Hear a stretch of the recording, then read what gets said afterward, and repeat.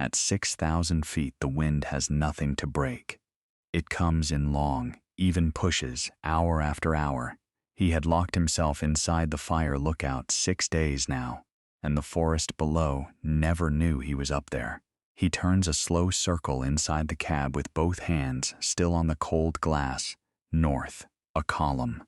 East, a smudge going orange at its base. South and west, more thin at first, then unmistakable, rising from every quarter of the dark, as if the forest had decided all at once to stop being a forest. He has stopped counting them. There are too many, and counting them will not put them out, and the one road, down the mountain, runs straight through the nearest. He makes himself let go of the glass.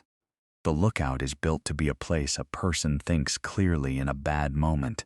That is the whole reason it exists, and he holds on to that as if it were a railing. 14 feet on a side, glass on every wall, a walkway, a catwalk running around the outside so a person can step out and look in any direction without a single blind spot. That is the design. You are supposed to be able to see everything from here.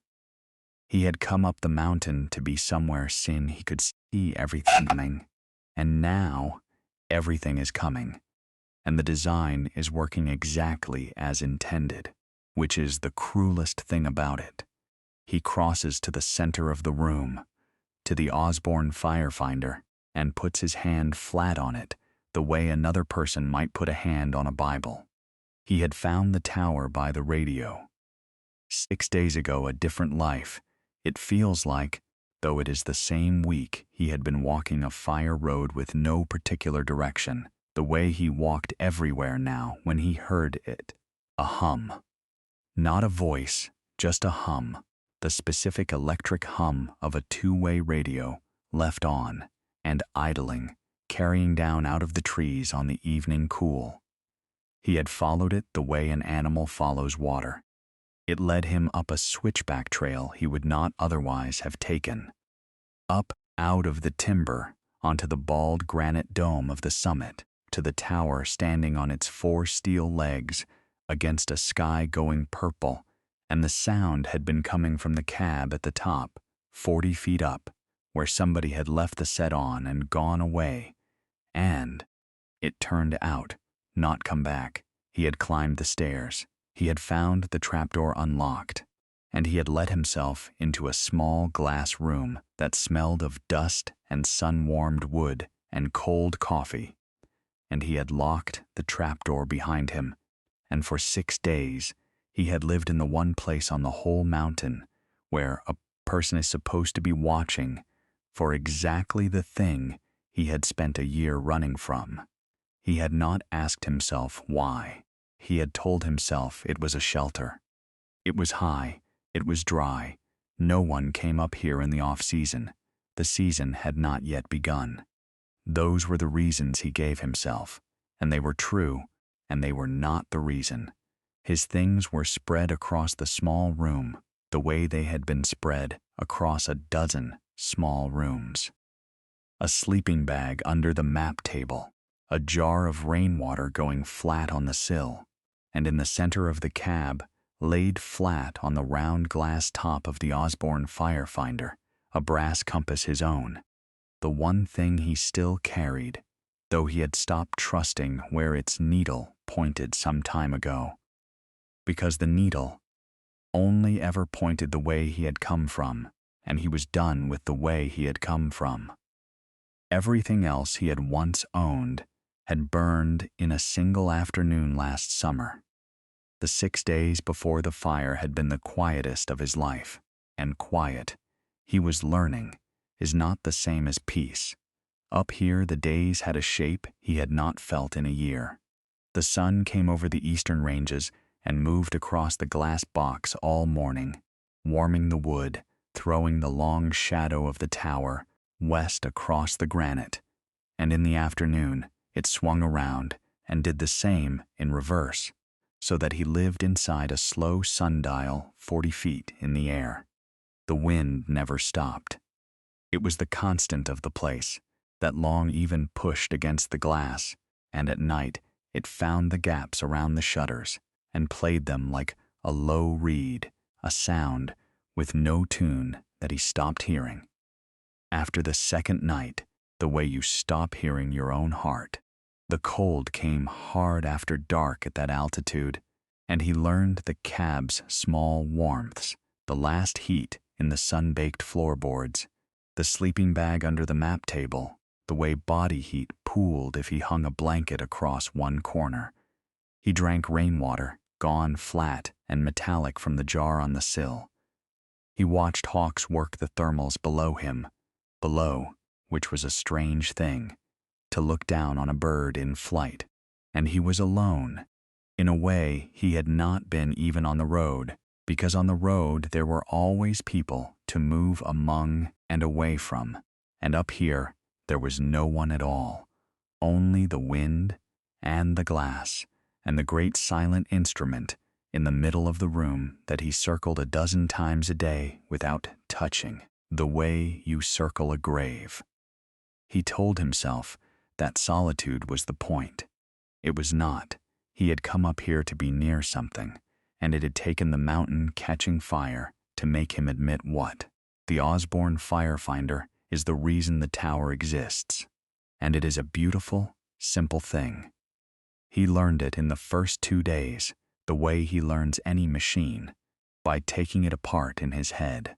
It is a flat brass ring, waist high, mounted on a stand at the exact center of the cab, and printed around the ring is a map of the compass, every degree, all 360 of them. Across the middle of the ring runs a sighting apparatus, 2 upright brass rings, a front one and a rear one, each strung with a fine vertical hair. When a lookout sees a smoke, they turn the whole apparatus until the smoke sits dead center behind both hairs, and then they read the degree off the printed ring. And that number bearing is the smoke's direction from this tower, precise to a fraction of a degree.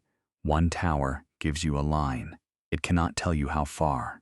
But 2 towers, each reading the same smoke, each calling in a bearing, give you 2 lines on a map, and where the lines cross is the fire, pinned to a spot, findable. That is the whole science of it. A fire is invisible to the world until 2 people who cannot see each other agree on where it is. He had turned the apparatus with his own hands on the second day, idly sitting on a distant water tank just to feel how it moved, the smoothness of the old brass, the little friction of the hairs, the satisfying click of the degree ring. He had not understood then why the thing made his chest tight. He understands now, with the mountain burning around him.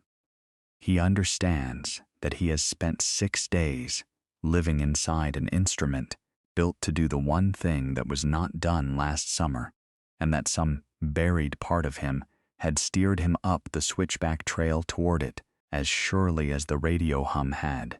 He had come here to be the person who sees the fire in time. He is only now, with the smoke rising from every side, letting himself know it. His first instinct is the one it has always been.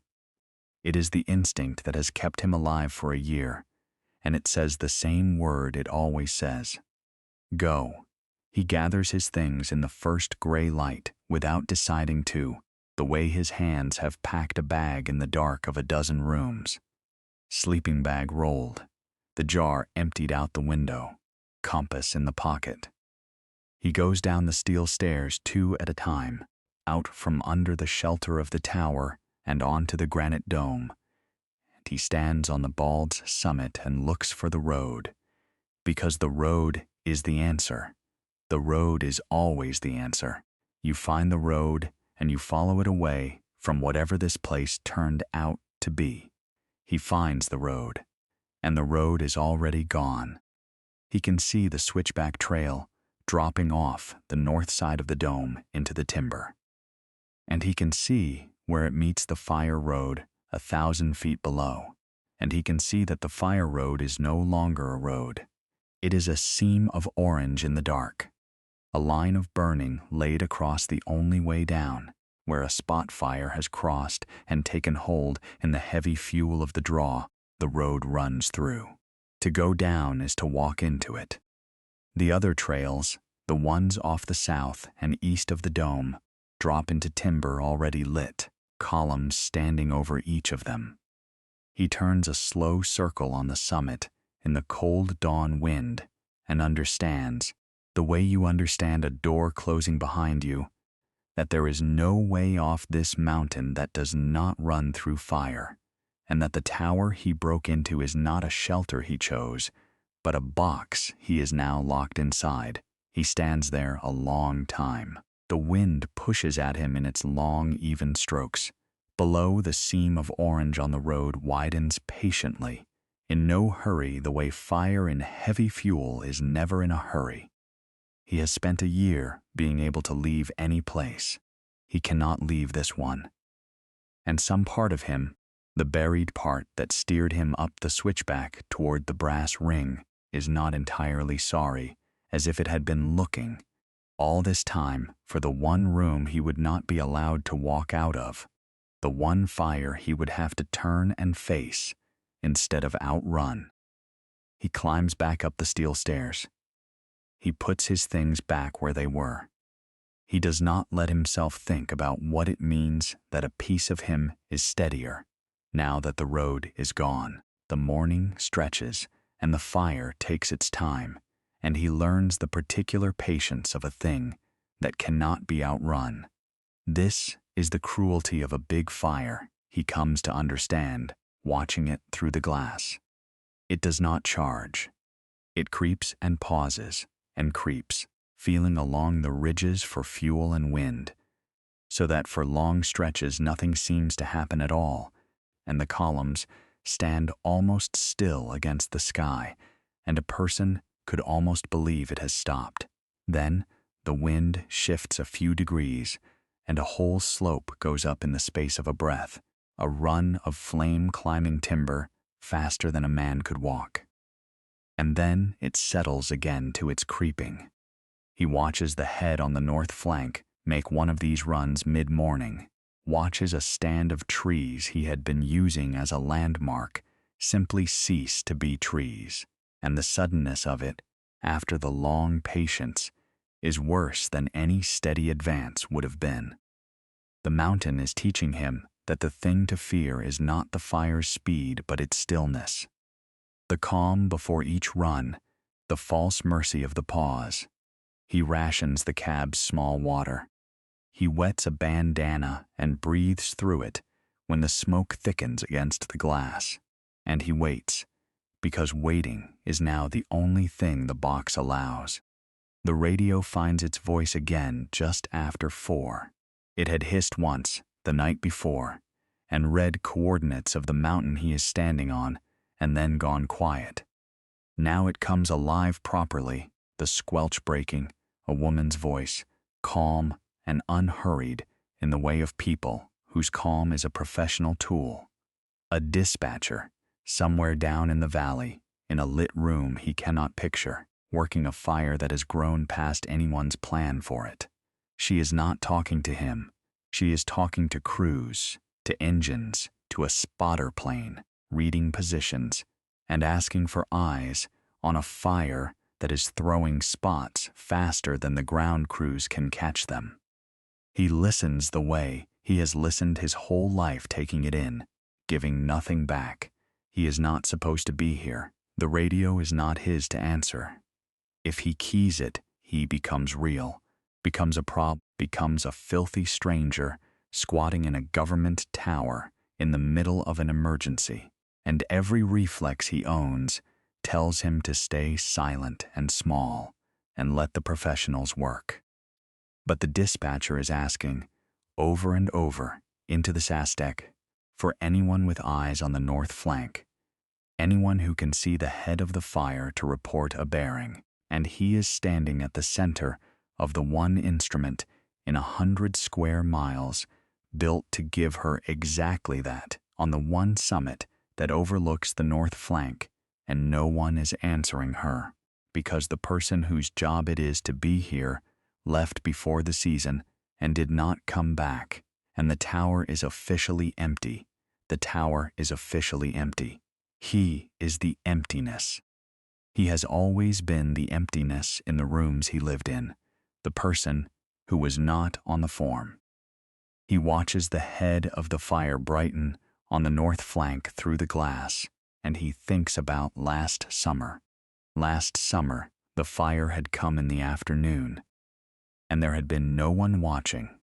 He does not let himself go all the way into the memory. Even now, he goes as far as the smell.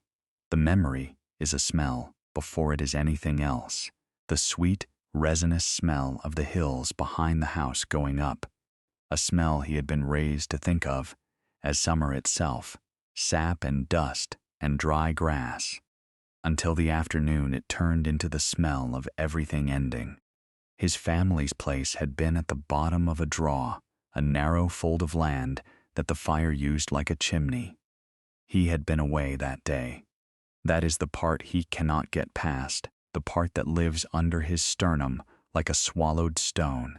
He had been away, down in town, on an ordinary errand, and by the time the smoke stood up over the ridge, and someone thought to sound anything, the draw had already funneled the fire down onto the house, and there had been no early call, no bearing, no two lines crossing on a map, no lookout on any hill turning a brass ring until the smoke sat behind the hairs.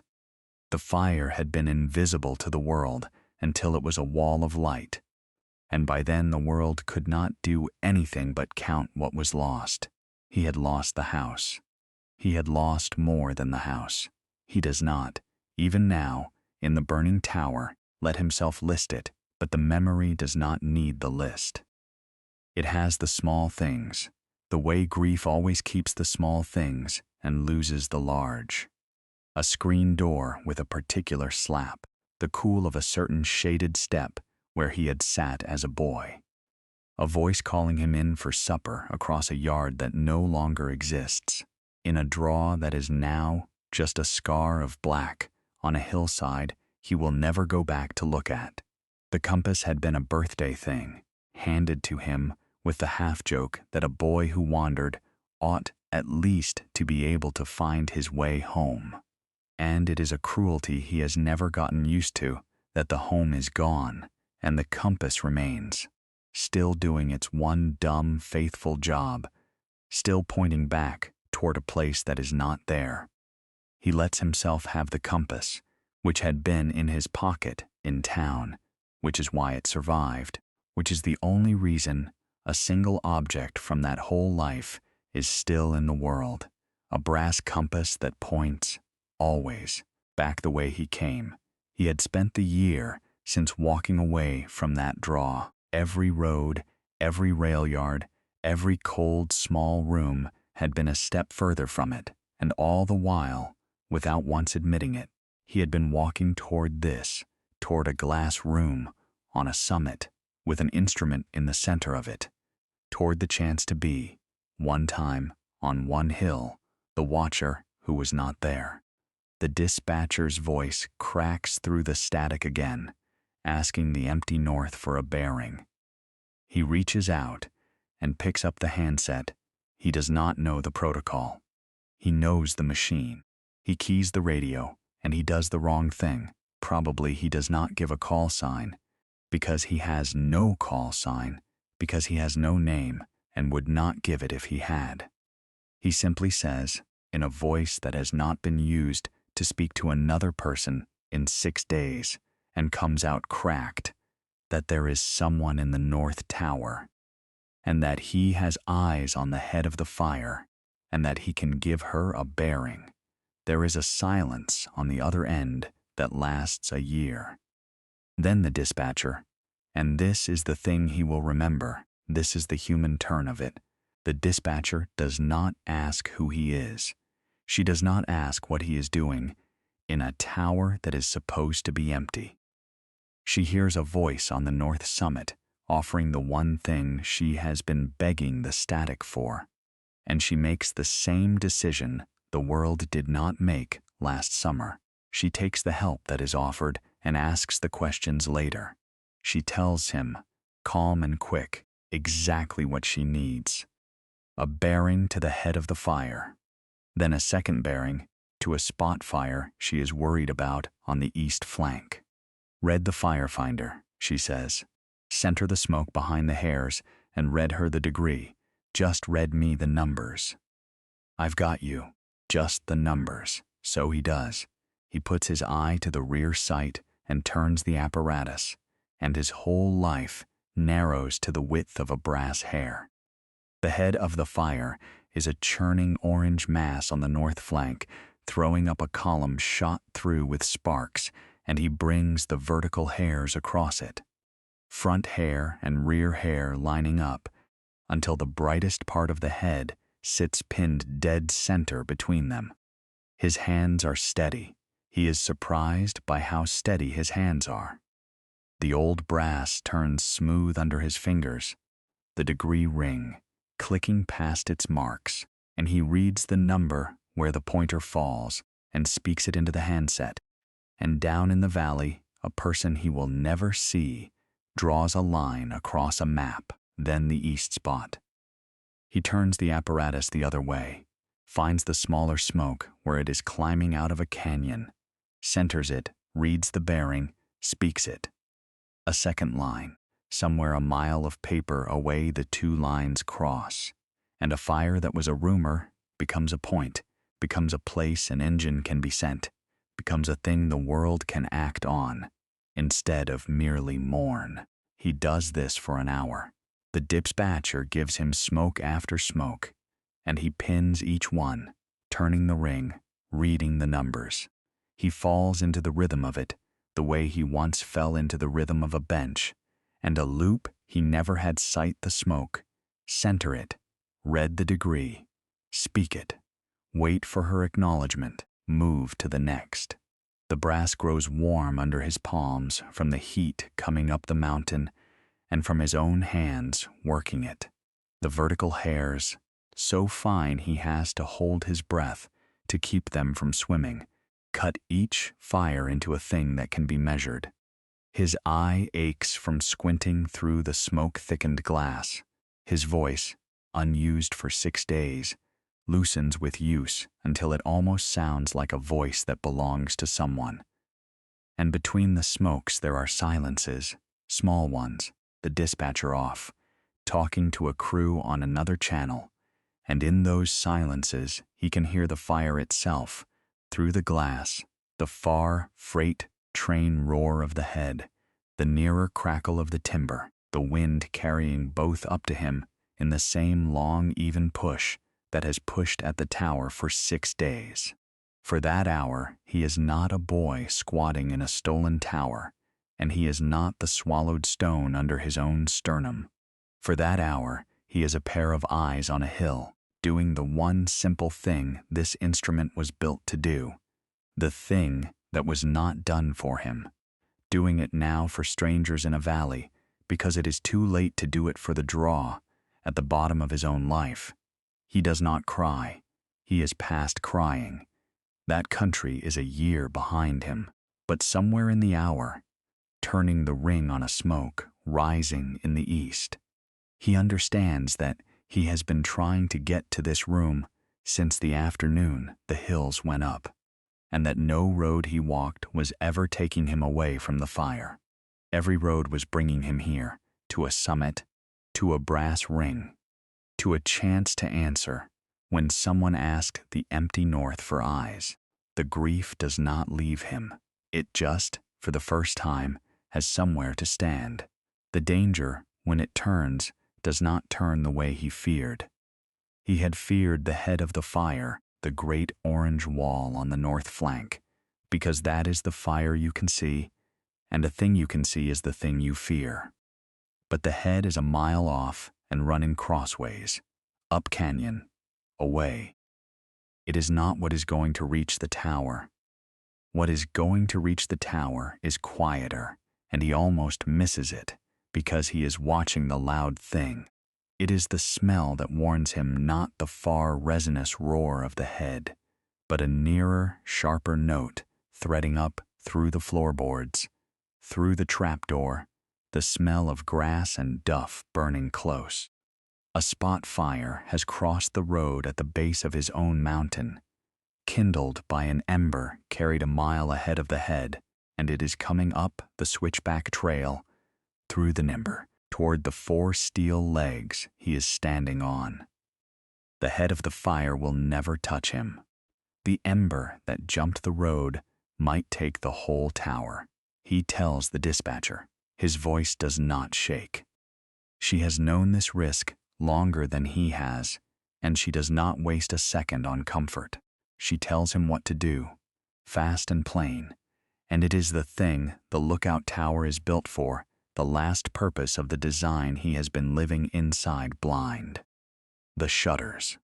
Around the outside of the cab, hinged above every window, hang heavy wooden shutters, and there is a system to them. A lookout can drop them and latch them from inside, sealing the glass box in a shell of wood, so that when fire runs under and around the tower, the radiant heat does not blow the windows in and turn the cab into an oven. He had noticed the shutters on the first day and did not understand them. He understands them now with his hands. He works his way around the catwalk in the smoke, unlatching each shutter and letting it swing down over its window, the heat already climbing the legs of the tower, the light through the timber gone, the deep bruised orange of a fire close below. He drops the north shutter, the east, the south, the west, latching each one, and the glass room goes dark around him, sealed, a wooden box on 4 steel legs standing in a river of fire. He keeps the trapdoor's small purpose in mind. The tower's legs are steel. The stairs are steel. There is nothing on the structure itself for the fire to catch but the cab, and the cab is now shelled. He is doing what a lookout would do. He is doing it because a voice in the valley told him how, and because 6 days ago a radio hum led him to the one place he could learn it. The spot fire comes up the mountain and runs under the tower and around it.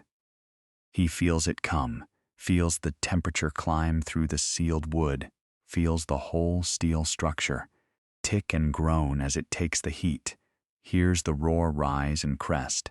Inside the sealed cab, the air turns against him. This is the part the shutters cannot fix.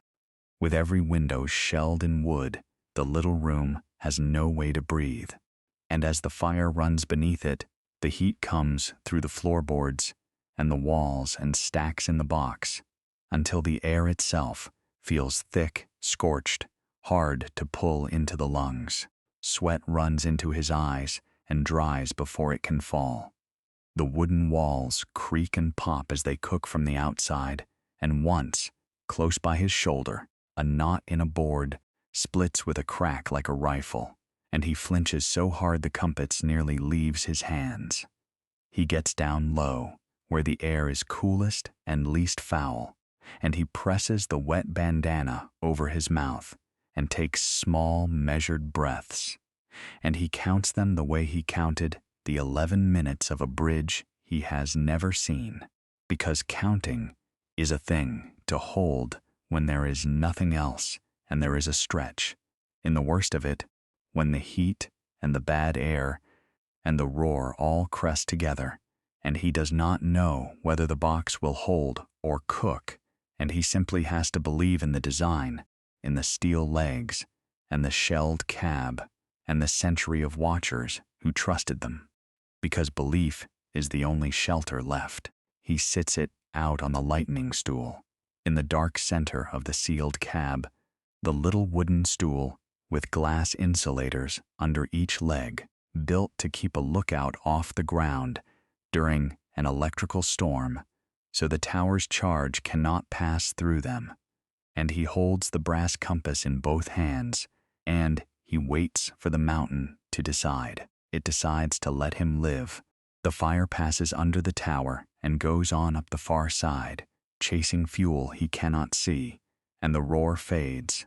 and the temperature in the sealed cab peaks, and holds, and finally, grudgingly, begins to drop. He sits on the insulated stool, with the compass in his hands, until the ticking of the cooling steel slows, until the light leaking around the shutters goes from orange to gray to the thin, ashen white of a dawn coming up over a burned mountain.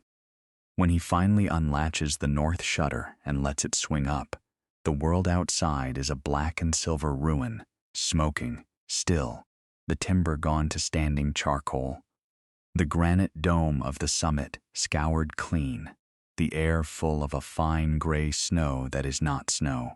The head of the fire is far to the north now.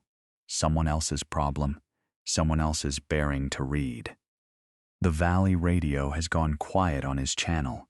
The dispatcher moved on to the next crisis hours ago, the way people in that work must, and she never learned his name because he never gave it.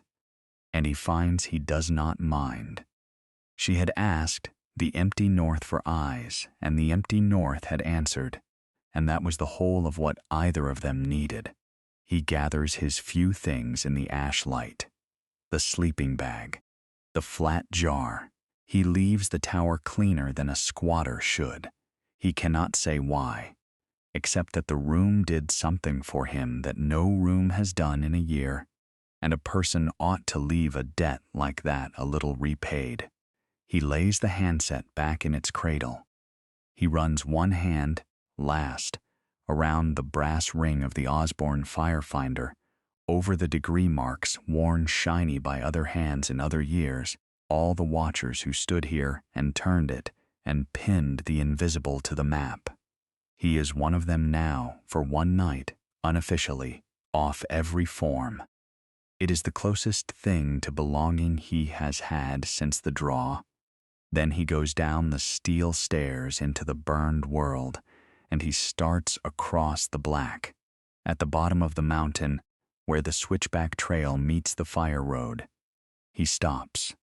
Something is lying in the ash at the edge of the road, small and pale against the char, and he crouches and picks it up before he quite knows what it is. It is a lookout's log, a slim field book, its cover scorched at one corner but its pages dry, the kind of book a watcher keeps. To note the weather and the smokes, dropped here at some point by the person whose tower he had borrowed, the one who left before the season and did not come back. He opens it. The last entries are in a careful hand, dates and bearings and wind, ordinary and diligent, the record of someone who took the watching seriously. And on the final written page, below the last bearing, in the same careful hand, there is a single line that is not about the weather, at all a note the writer left for no one, or for whoever came next, about why they were leaving the mountain, and where they meant to go, and what they were carrying with them when they went. He reads it standing in the ash, and then he reads it again. He does not know the name signed under it, but he knows the draw. It names the narrow fold of land at the bottom of a life, the chimney of hills, the place that burned last summer. It is his draw. It is the fire that took his house. The lookout who left this tower had come from the same afternoon he came from, had carried the same fire down off the same mountain, and had walked away to somewhere the note names. And he cannot yet make himself believe. He stands in the gray snow that is not snow, with the log open in his hands, and the compass in his pocket, for the first time in a year, seems to weigh nothing at all. He looks up from the page and out across the burned country, north, the way the note points, the way the fire went, the way, it turns out, someone else went before him, and he cannot see the end of it. Only the black hills folding away one behind the next, and the thin gray light coming up over all of them, and somewhere out there, ahead of him now, instead of behind, the person who knew.